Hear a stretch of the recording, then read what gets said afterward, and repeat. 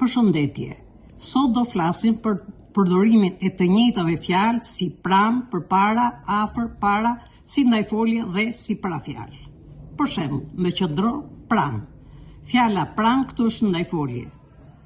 Kaloni përpara, përpara është ndajfolje. E kam shkollën afër, afër është ndajfolje. Edi rri gjithmonë para, para është ndajfolje.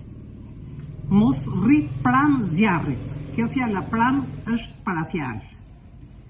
Kaloni përpara meje. Përpara është parafjalë. E kam shkollën afër shtëpisë. Afër është parafjalë. Para meje është dorina. Para është parafjalë. Shënim. Të njëjtat fjalë si pranë, përpara, afër dhe para përdoren si ndajfolje dhe si parafjalë. Përdoren si ndajfolje kur qëndrojnë pas foljes ose plotësojnë kuptimin e foljes. Përdoren si parafjalë kur qëndrojnë para emrit ose për emrit.